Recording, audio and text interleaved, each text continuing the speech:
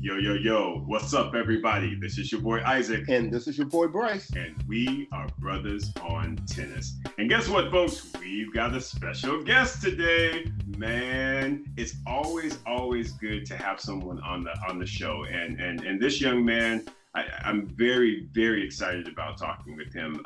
We met him at the 2019 US Open, and it felt like fate. So I'm really, really excited to have this discussion today. So before we go into speaking with our guests, I want to actually turn it over to Bryce. Bryce, I know you've got a couple good things to let our listeners in on as it relates to what's going on in tennis. What's up, my man? Yeah, we're continuing to try to keep everybody up to speed with what's going on with the tours. It seems there's an update every week. Right, and right. As you can imagine, they're trying to figure this out as we go along. Yeah. The big update for this week is that the Laver Cup finally gave in. They finally gave in. They said, you know what? Okay, French Open, you guys decided. No mas. Right, no mas. You finally gave in. And what they've done is they have canceled the Laver Cup for this year. They have moved it to 2021, basically on the same weekend, on the weekend of, I think, September the 25th through the 27th. It's still going to be in Boston. So they will probably give people who purchase tickets the opportunity to get a refund. But they may also, if you want to keep your tickets for next year, you can probably do that as well. Probably the best news for me out of all of this is that Roger Federer said he is definitely going to play next year. So when I think about him playing the Laver Cup, then that tells me he's pretty much planning on playing for the entire year. Right. So, French Open, I guess they knew that they were going to win that one. But obviously, for all involved, this was the right thing to do. Probably did not happen in the right manner, but this was definitely the right thing to do. Yeah, that's great. That's great stuff, and it's great news to hear. Like I said, we figured they were going to have to bend a little bit. Very happy it worked out this way, and who knows? Fingers crossed. Maybe we will actually be able to get there and attend. So exactly, we'll see how that goes. But Bryce, thank you for that update. And like we were saying, folks, we've got a young man on the call. Someone we've met, someone that I've been building a good relationship with, and he's first and foremost, he's a great guy. He's out of London, or the UK, I guess is how you call it. But he's also a coach, and funny enough, we ended up meeting him last year. I think we were at like a Curios match or something. We met him and his mom, and it was just really, really great, a great time. And we sat with them and chatted with them, and just it was really, really great to be able to build that bond there. So folks, without further ado, we've got Coach David Cox on the line, and we just want to welcome him. David, what's up, man? Hey guys, how you doing? Good. Great. Thank you very much for the very kind words and the introduction. That's very kind of you. Thanks, guys. Absolutely. So David, man, with everything that's going on, how are you doing? How are you doing? How's mom?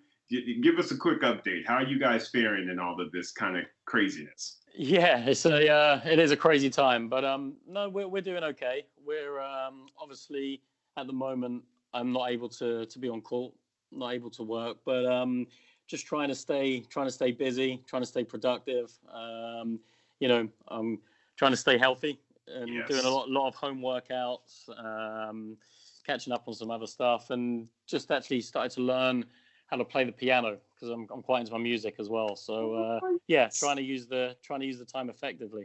Oh, that's awesome. Now, David, I want to stop you right there because I don't know if you know or not, but Isaac and I are a huge music fans. So when you tell me that you're into music, I want to know who are some of your favorites. Yeah, that's a good question. I know you guys are into music. I've also heard Isaac sing, and he's got a very good voice. So, thank you, buddy. No, you're welcome. My musical range is quite varied. I mean, I love anything from like Motown. I mean, Michael Jackson was a big inspiration for me. Oh, I love you. Yeah.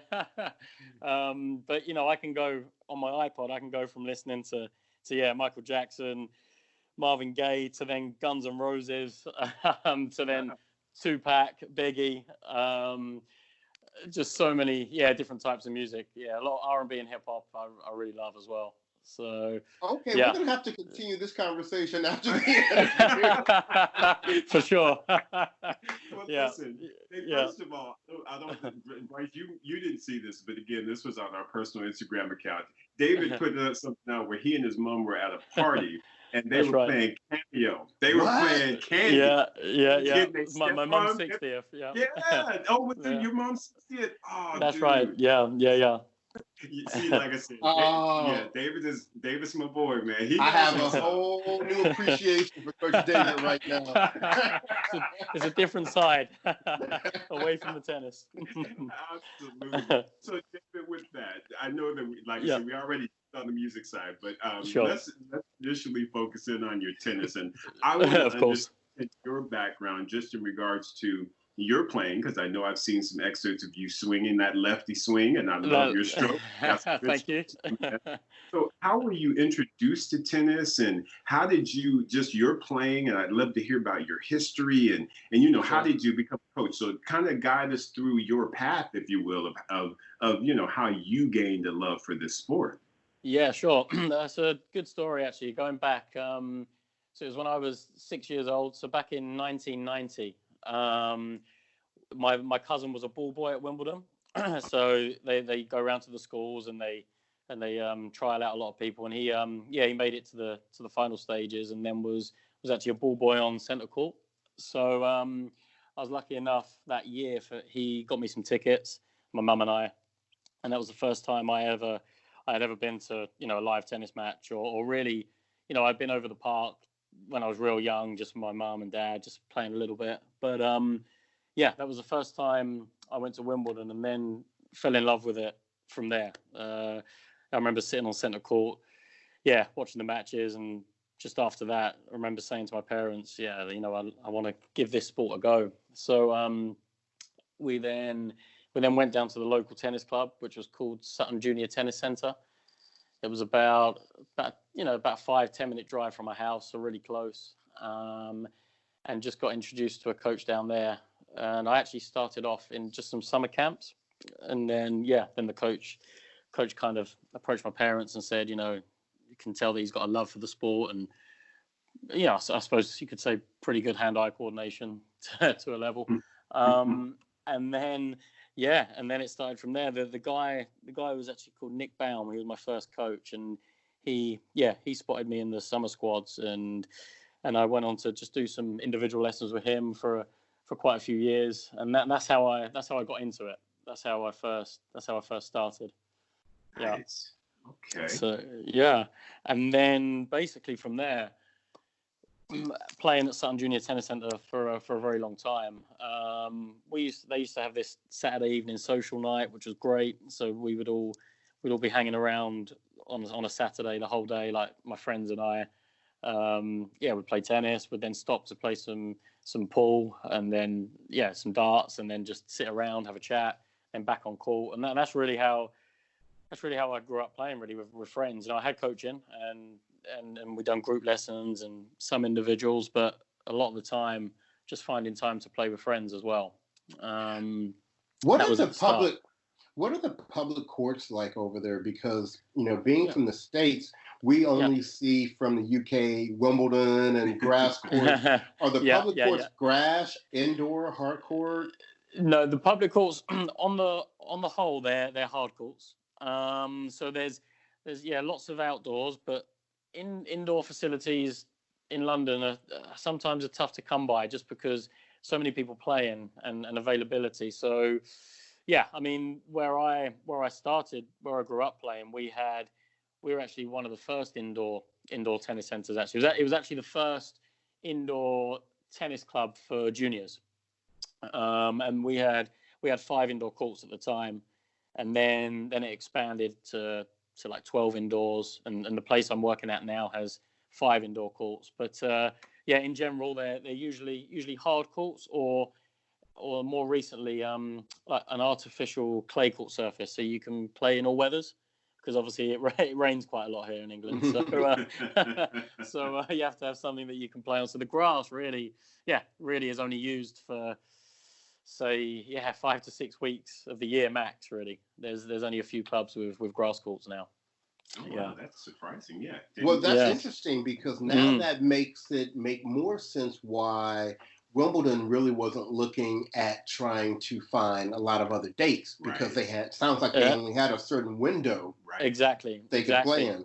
Yeah, when they started a little earlier, it was still raining quite a lot. So they moved it back back a couple of weeks to try and get the better weather. So it does.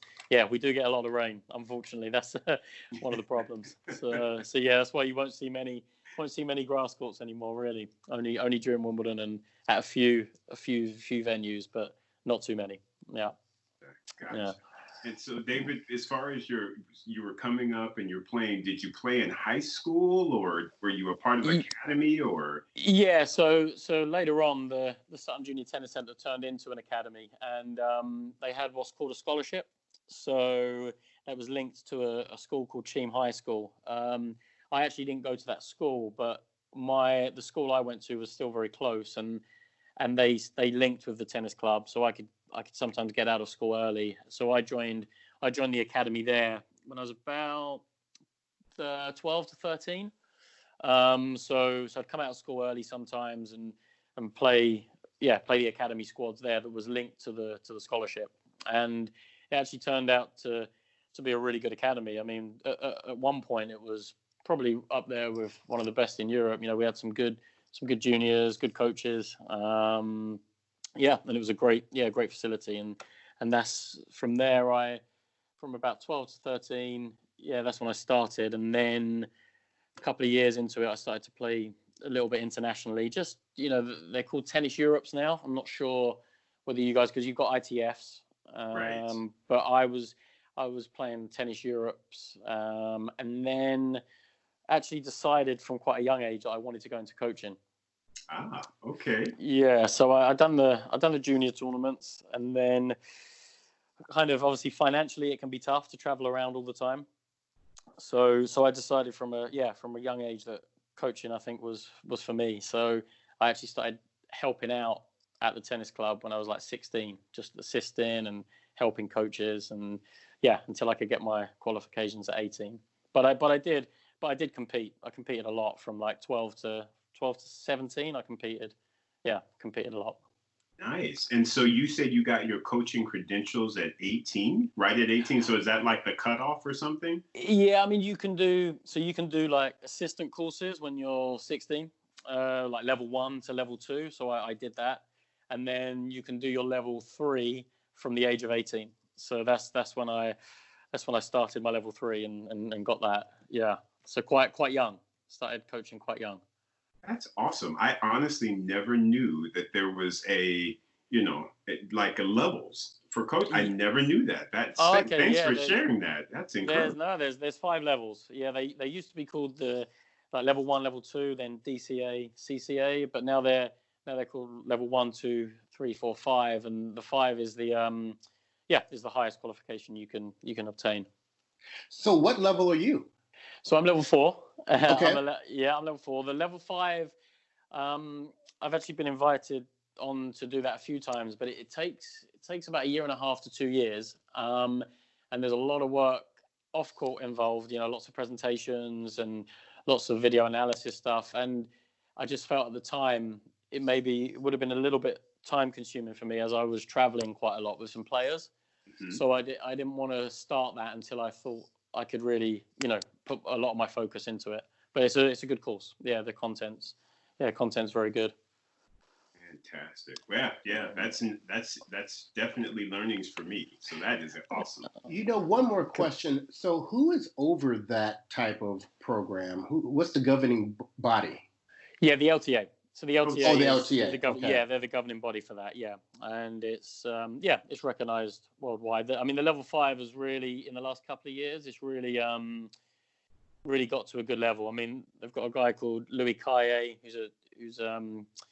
he's Jamie Murray's doubles coach, and he done a lot for Tennis Canada, and he basically heads up the level 5, and it's a pretty intense course. Lots of content, but yeah, very good.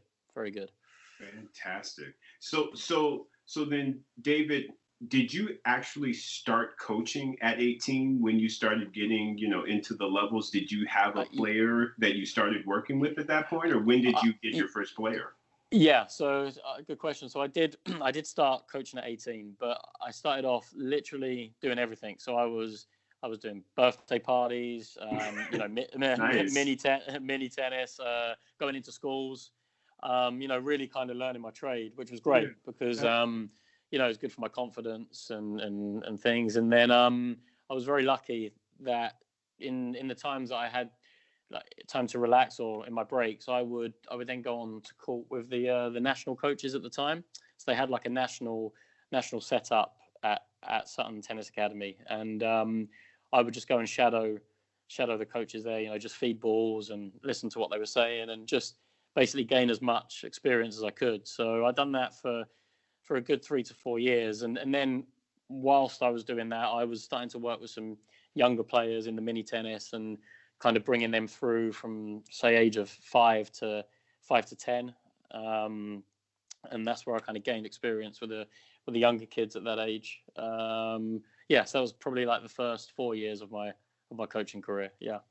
Oh, that's fantastic. So it was a good start. Yeah. How many years have you been coaching?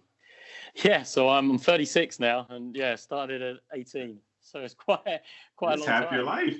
Half your life. I know. It's crazy, right? That's when I tell people how long I've been coaching for. The parents are like, "I'm sure you're not that old enough to be coaching that long," but yeah, unfortunately I am. Yeah. Awesome. And David, I guess overall, just in general, give us your thoughts on what you feel a coach kind of brings to the table for their player. Just, or at least speak from your vantage point. For sure. Well, I think most importantly, first and foremost, I think commitment and care is the two biggest things.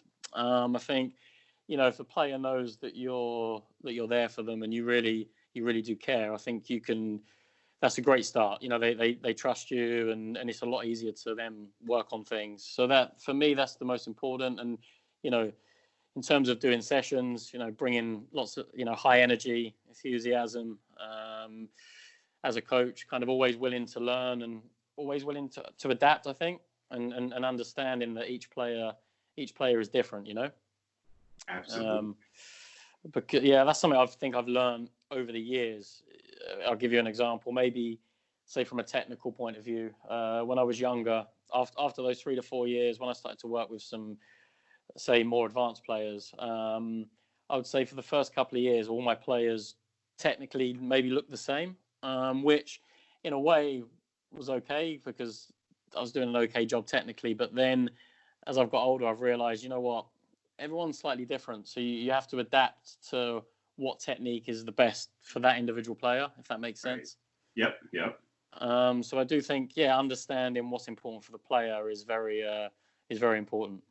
Yeah, absolutely. So I assume that the younger players, so when you were coaching around 18 and you were dealing with like the 5 or 10-year-olds, you were sort of teaching them just sort of the basics, how to just hit a proper forehand, proper backhand. So, and tell me this, which backhand did you choose? Or did you allow them to was it just one-handed, two-handed? How did that process work? Yeah, good question. In general, it was two hands because they've got a little bit more strength. But having said that, I'm very flexible on it. If I see a kid, for instance, on a one-hander, I think if you say you're a lefty and you're leading with your left foot and you kind of cross your body a little bit, that's kind of, you have a tendency to be more natural as a one-hander. And if you can see that they just want to do it with one hand and it looks comfortable and it looks quite natural, and you think you could progress that, then I would let them do one hand for sure. But on the whole, majority of the kids would start with a two-hander. Yeah. Did you have any Monica Selis's or Jean-Michael Gamble's? I did. To be honest, I did. I had one girl actually, and she was, funny enough, she was one of the first players I started to work with who was sort of more an advanced level. And funny enough, I ended up working with her when she was 6 to about 9, and then I worked with her again when she was 15. So she started off two-handed both sides, yeah. And only at 14, actually, she changed to a one-handed forehand. But I thought she was going to keep the two hands the whole way through, but she didn't. It worked for Sellers and Jean-Michael Gamble, so you know it works. That is for sure. Yeah. Yeah. Excellent.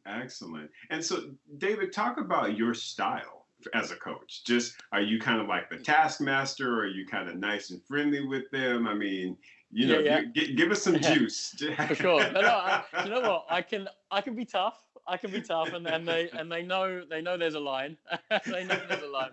But nice. I'd like to think that I'm fair. So if, you know, for instance, I'll give you an example. A boy who I started working with from the age of 6 years old, and I worked with him through to 14. And at the start, you know, he, like I said, you know, his concentration was a bit in and out, and sometimes he wouldn't try so hard. And as he got a little older, he still could have worked a little bit harder. And there was times when I was pretty tough on him, but just tough in terms of not screaming and shouting, but just setting him tasks, and until he's achieved that task, you know, we won't move on.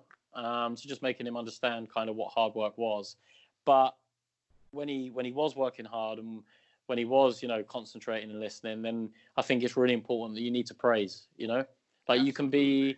you can be tough and you can have high standards, but it's critical for me that that moment when they're maybe doing what you ask, or when, you know, they're working on the process, you have to get in there and really give them some praise, so they know that, okay, you know, this guy is fair as well. So I think I'd like to think that I can be tough, but I'm certainly fair.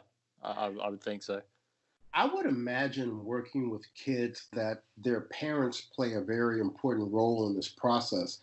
And, you know, from your perspective, what would you say are good traits of a good tennis parent? Absolutely. Really good question. Yeah, I mean, they're absolutely crucial. Now, for me, from a personal point of view, I think the parent has to be involved for sure, but in the right way. So, you know, I think it's good that they drop their kids off, and if they watch a certain amount of sessions, that's great. But then sometimes I think you need to also leave the kid and the coach to obviously, you know, do their thing as well, and not always smother the kid, you know, and let him kind of develop as well, or her develop as well.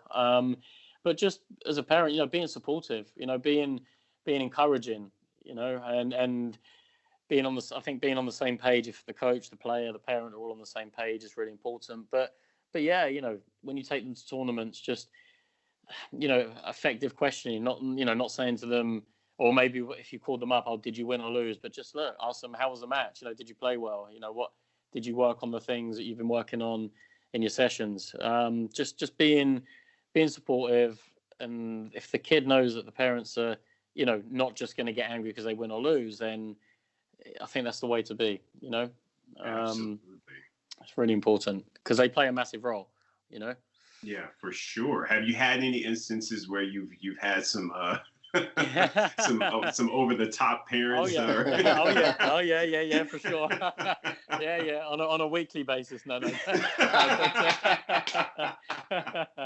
Yeah, no, you do. You know, and you know what? Sometimes they can't help it. Like they're so passionate, and obviously, you know, they love their kids and they just want what's best, but they don't know. Sometimes they don't know the best way to go about it. So if I'll give you, you know, so if we're at a tournament and the kid's just play, you know, he's played well and he's worked hard, but he might have just, you know, he just lost to a better player on the day, or it just wasn't going his way, and then immediately they'd come off the court and the parents screaming and shouting, you know, why did you do this? How did you make that mistake? It was such an easy shot, and I have to just take the parents to one side and say, look, guys, come on, you know, it's if you've ever played tennis, it's not an easy shot, you know. There's pressure, you know, he wants to win, he's trying, you know. So yeah, sometimes you have to have a polite word with them and make them understand that there's a way to go about it. So yeah, you can certainly get some some crazy parents out there.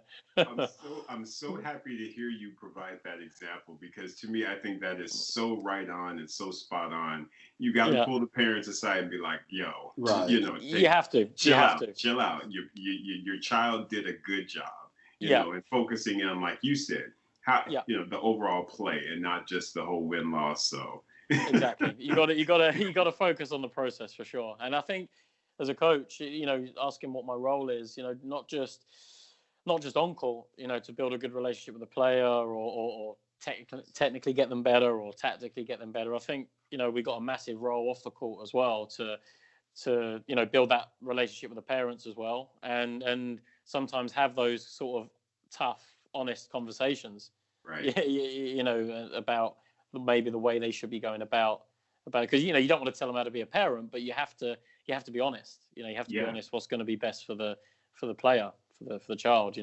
Yeah. Have you ever had to kind of do anything like when you're bringing on a new student, or you're going to coach someone that you're not familiar with? Have you ever had to, or have you ever done any type of maybe a pre-meeting or something with the parent to just establish some of those guidelines and those boundaries? Have you done that before?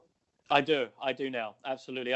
When early on in my coaching, I didn't do that so much, but as I've got more experience, it's an important factor. So yeah, a lot of the time I'll sit down with the parents first and just say, look, this is kind of my philosophy.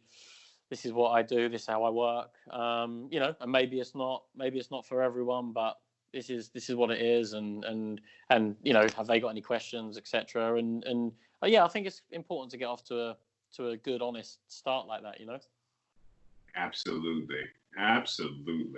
So David, what's sort of the range now of your students? Yeah. So now, basically, when I left, the place I grew up playing. So bearing in mind, I was there from like the age of say 6, and I started coaching at 18, and I left there at 28. So I was there 10 years coaching, and it was a great place for me to learn. And then I actually moved on because a guy who came to the place where I grew up, he came there as a coach when I was maybe 23, and I was still kind of coaching lots of different standards at the time, some kind of regional, national players at that point. And then he was like, look, I think we should use this guy, like as in myself, a bit more effectively. So kind of working with more of the performance, if you would like to say, sort of player. And he ended up leaving to go to another tennis club. And then a couple of years later, employed me over at this new place. So from there, this is when I really started to work with some kind of higher level players. So now I'm basically working any ages still, from say 8 years old up to 18, 19, 20. All different age ranges, but they're very committed kids and competing all the time. So regional, national, sort of international level would be the players that I'm working with now.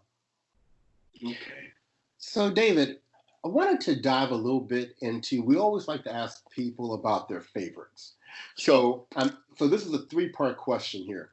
So okay. Number 1, who were the players that you kind of looked up to when you were growing up and first getting into the game and may have influenced the way you went about playing? Sure. Number 2, who are the players currently playing that you tend to follow and root for and are kind of your favorites?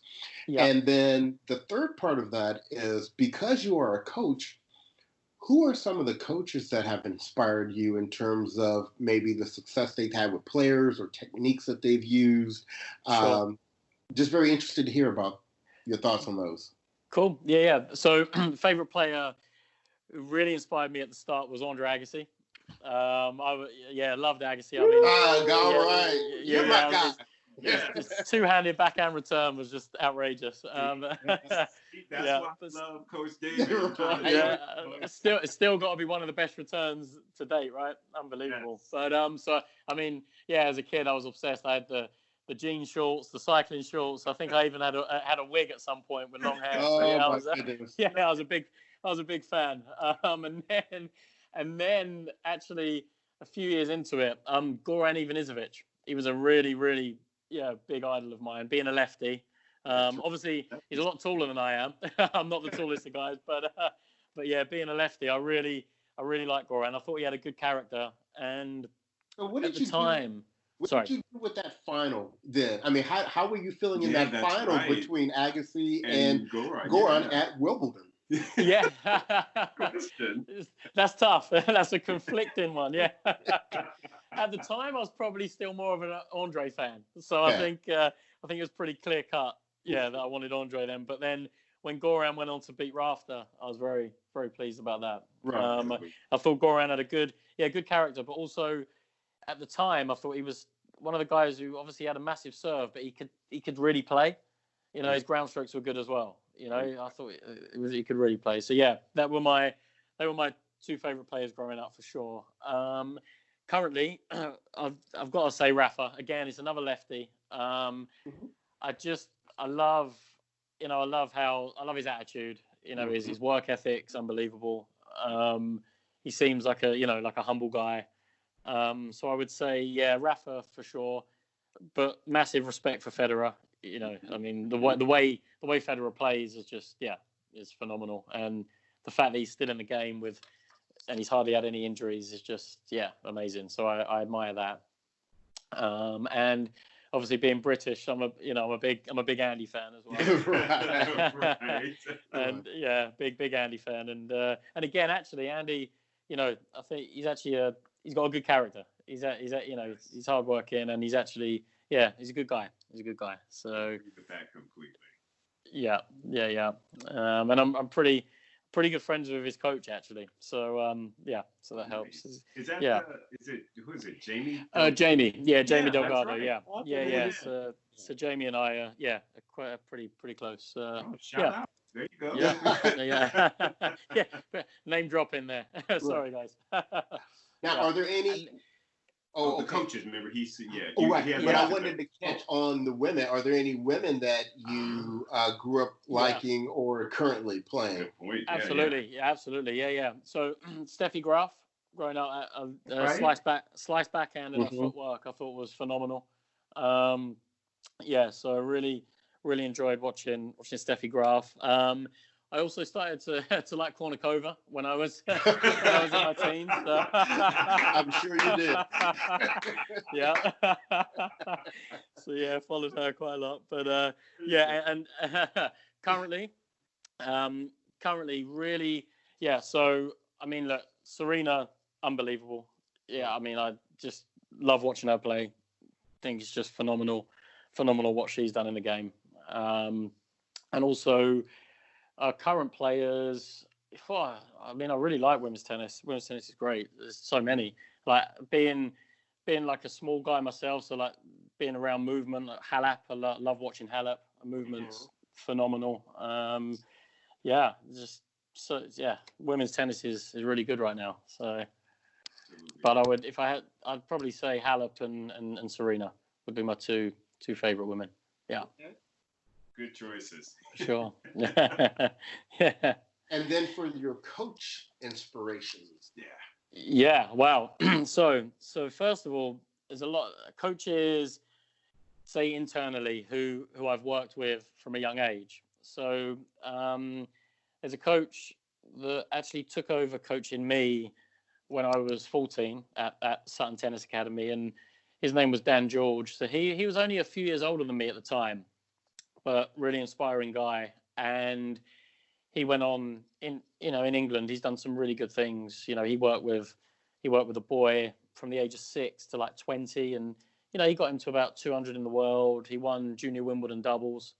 So he went through the whole journey with this kid. So he's been an inspiration to me because he's done that journey with a player from a young age all the way through. And we actually ended up working together when I moved to the new place, he was a coach there, so we ended up working together for about 5 years. So he was a big inspiration. And then, yes, and then I also worked with Jeremy Bates, former British number one. Absolutely. So I worked with him for a couple of years. So he was a big inspiration as well. I'm actually starting something with him in a few weeks. Actually, he's doing like a mentoring course. So he's gonna do a bit of mentoring with me, which will be great.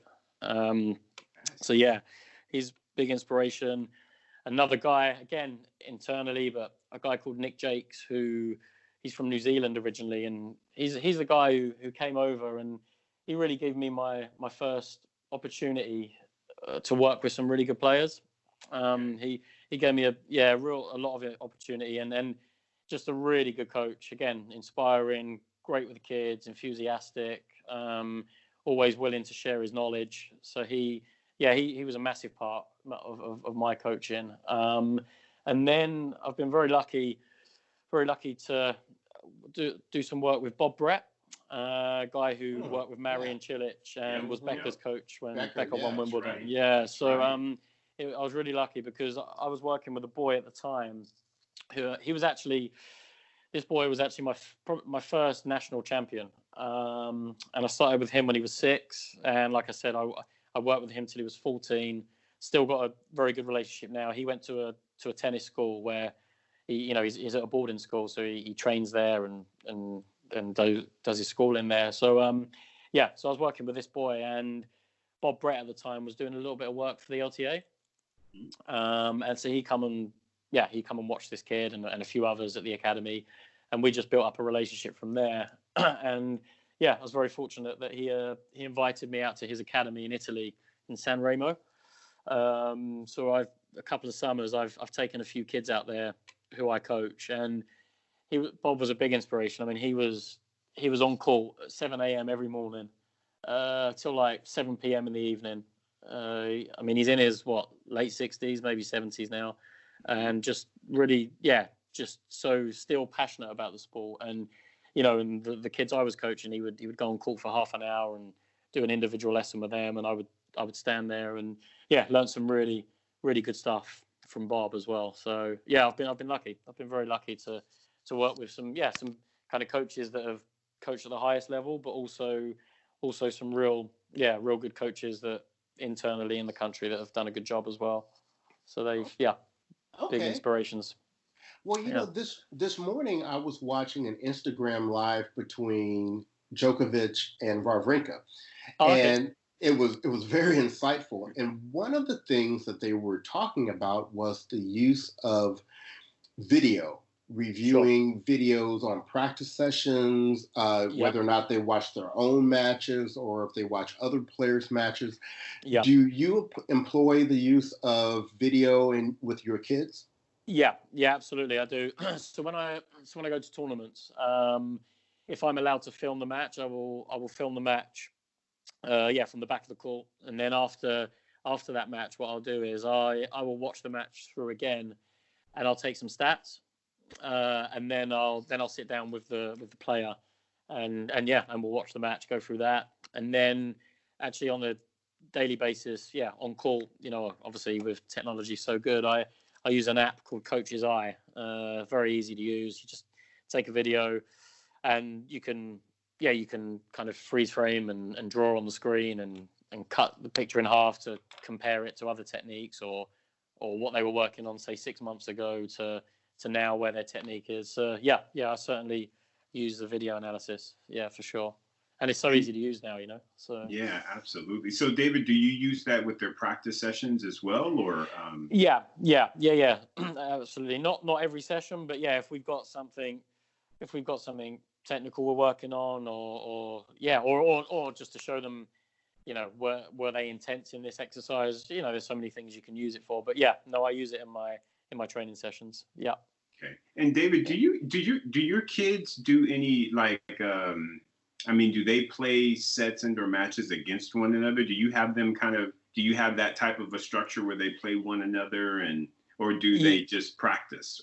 No, I do. Lucky enough, because we're in an academy, we've got a lot of kids there. So whether it's kids that I'm coaching, or if one of the other coaches, so we do a few sessions at 7 a.m. in the morning with this boy I've been working with a long time, and he's playing ITS now, and another coach has a player at the same time, and every so often we link up and they play some practice sets, and then some other kids who I actually coach, they will come to one of my sessions with the other kid and kind of integrate like that. So yeah, for sure, we play a lot of practice sets together. Gotcha. Yeah. So it sounds like you're extremely seasoned as it relates to working with the kids and the juniors. Do you have any aspirations of one day ever being like a head coach for someone at the pro level, or maybe even having like your own academy? Yeah, I would. I would love to. I would love to be on the pro tour for sure. So I've worked with a couple of older players who are playing futures. So like, I worked with a girl, started with her when she was maybe ranked 1,000, and she got to about 600. So that sort of level, like the futures level. But yeah, no, I've got aspirations for sure to be on the tour. I mean, the ideal scenario would be to with someone who I've coached from a younger age. I would love that. Obviously, that's quite hard to do, but that would be the dream. But yeah, no, one day I would love that. I have a friend who's actually working with Potapova at the moment. And before that, he was with Svitolina for 2.5 years.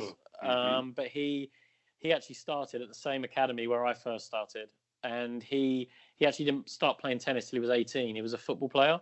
Oh, wow. And got injured, hurt his knee, and then ended up just working at the tennis club and fell in love with tennis. And then he actually went on this kind of crash course to become a coach. But then he went through all the levels. He worked with top international juniors, national juniors. And then, then he started working at the Justine Henin Academy.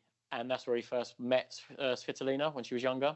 And then ended up working on tour with her for a couple of years. So there's it gives me inspiration that it's possible, Absolutely. So that would be the dream. Yeah. One day, hopefully. Absolutely. Yeah. Well, we've got your back on that for sure. Thank you, guys. Thanks, guys. and David, have you ever taken any of your students to like junior Wimbledon or junior French or the U.S. Open? Have they been through that type of an experience? Yeah. So first of all, I've taken some kids to the Orange Bowl in Miami. Okay. Yep. So like under 14s, under 16s, and there's been some kids from our academy that I've been involved with that have played junior Wimbledon and the US Open. So I haven't taken them to the US, but I have to junior Wimbledon, and they've been involved in the academy. So I've done that, and that was really cool, really good fun. And that's still the goal as well. If I can be on the pro tour for sure, that'd be great. But also just as many players as I can work with from juniors, get them to that junior Wimbledon level, junior French, Australian, US, and get them to that level and it's just a great experience for them and me as a coach as well.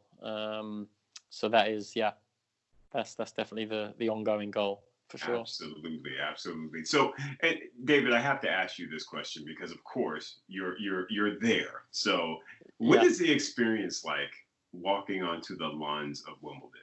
We've not been. We hope to go soon, but we'd love to hear some stories of just how your experiences at Wimbledon have gone. It's amazing. If you think about it, going there from a 6-year-old kid to then being there as a coach is surreal. From walking on the practice court to then just sitting at the side of the court, watching a player that you've been involved with. It's just it's an amazing feeling. It's a real kind of sense of achievement, and obviously you're so pleased for the player as well because they've been working hard to get there, and it's quite surreal actually, but it's amazing. I can only imagine. So, and how do you simulate that? So, how do you simulate the grass court for your player prior to actually, playing at Wimbledon? Yeah. So we so luckily enough in the build up there's also tournaments before, so you've got the grade 1 ITF at Roehampton. So they play in that event, and then practice courts. So obviously during that season, if the weather's good, we can practice either at Roehampton, which is where the National Tennis Centre is. There's another club near my academy that has some grass courts. So we practice on the grass. And then in terms of kind of being involved in that sort of atmosphere, again, I just, I'm really big on the process, which is easier said than done, of course. But just try and prepare them as if, look, just another tennis match. Enjoy it, embrace it, and just go out there and stick to what you've been working on, and trust that process, and enjoy it. That's all you can do, and compete hard. Absolutely. So, fundamentals. Absolutely. Yeah, for sure. Yeah. And David, with everything, of course, that's going on in the world, we've got the whole COVID-19 happening. What are some of the things that you've now had to do with your players in order for them to, kind of stay in some type of a rhythm as it relates to practicing and working out and building, continuing to build their game, if you will? What are some of the things you've done? Yeah, no, exactly. So it takes some adapting, but so for what I'm doing for my players is I'm setting some weekly challenges, so just some like fun skills, whether how many balls can you keep up on the frame of the racket, and just fun skills just to keep them kind of engaged. And I've set up a WhatsApp group for all of my players so they can compete against each other in whatever challenge I've set them. How many, I don't know if you've seen the Cara Black volley challenge, like when she was a kid, like so how many volleys you can get in a minute, just little things like that to keep them busy and kind of competing with each other. And then some are lucky enough that they've actually moved to a house where they have a tennis court, so they can play with their brother or with their parents if they play. So they've been sending me through some videos, of their serve or their forehand or whatever. So like one boy is actually in the Cayman Islands at the moment, because they have a place out there. And luckily enough, his dad can play a bit. So they've been sending me videos daily on the serve. And I've been, doing some FaceTime stuff. So, set them lots of challenges, lots of little exercises. And then they're also in contact with the fitness trainer at my academy. So they're keeping their strength and conditioning going as well. Again, video calls, sending videos of what to work on for the week. So, and anytime they want to call me or FaceTime me, then they can. So just setting up lots of challenges. That is keep them involved. That's right. Keep them going. We got to keep them active. That is for sure.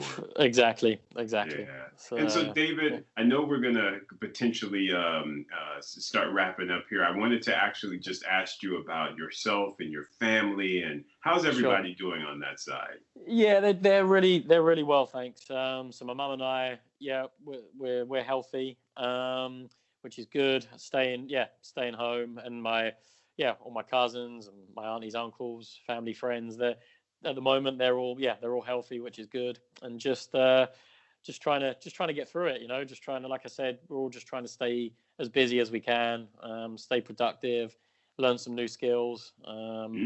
My family and I actually are doing like an online, a quiz after this on Zoom. So we're all getting together on Zoom and doing a little family quiz. So trying to stay busy, but we're so we're okay. Yeah, we're okay, thanks. And you guys, your families are okay? All okay? Yeah, family's good. Just eating way too much. I'm about 40 pounds up right now. Enjoying the food. Well, that's why I'm working out. I'm trying to counteract for all the food I'm eating. I'm going to try and go for a run and stay active. But it's easy to just sit there and eat and watch Netflix and We're talking about before we started the Netflix series we're going to see that we're both. Exactly. Well, it's a better excuse to get on the tennis court once all this is over, right? Out there, I keep telling people I'm only going to last about 15 minutes my first time out. Wide forehand, wide backhand. That's it. We're done. I'm good. So before we get out of here, David, we just wanted to give you an opportunity to speak to. I know we have some young listeners.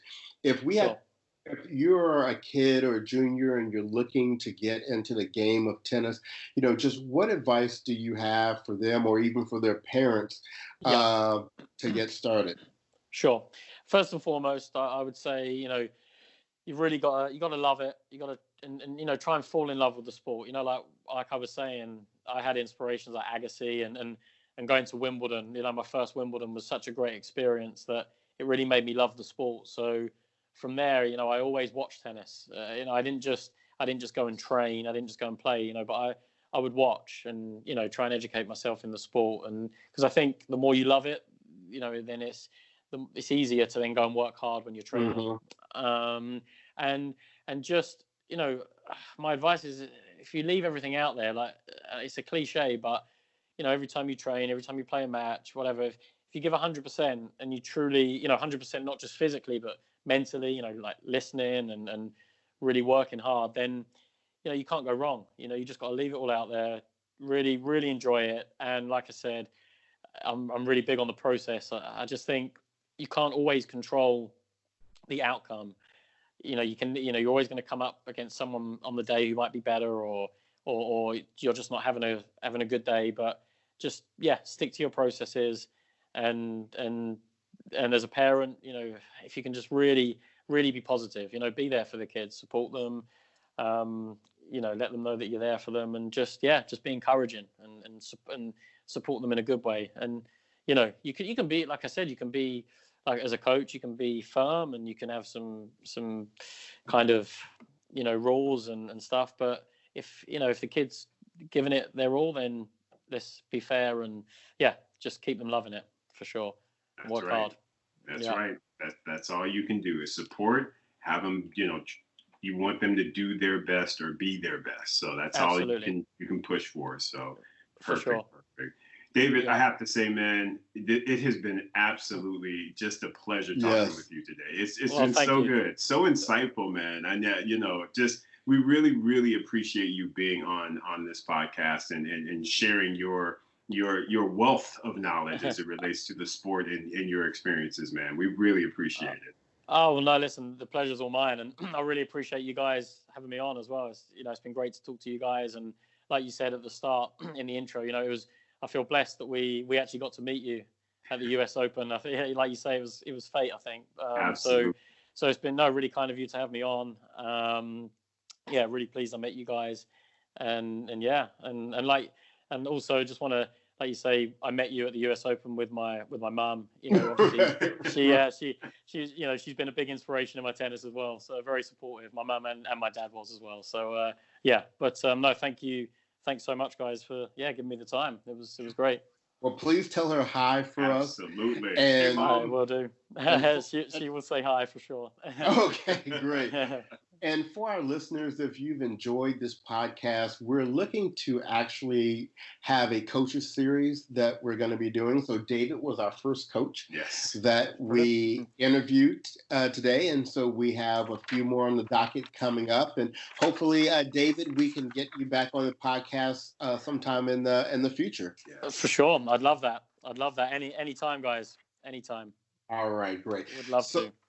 So once again, we will be back at you in probably another 3 or 4 days with another episode. We're going to try to keep you with some entertaining content while we're all staying safe and staying at home. But everyone, please go out, and if you haven't listened to some of the more recent episodes we've done, we're doing rapid fire episodes. We're doing top 5 favorite lists, where we have a surprise interview coming up in a couple of weeks. We'll leave that as a teaser right now, but please go out. We have all of our episodes on our website, and that's www.brothersontennis.com, and that's BRUTHAS on tennis.com. And once again, as a reminder, we are available on all of the podcast platforms, iTunes, Google Play. I don't need to go through the whole list. That's right. We're out there. So continue to stay safe, and we're going to sign off here. This is your boy Bryce. And this is your boy Isaac. And we're Brothers on Tennis. Be well, everyone.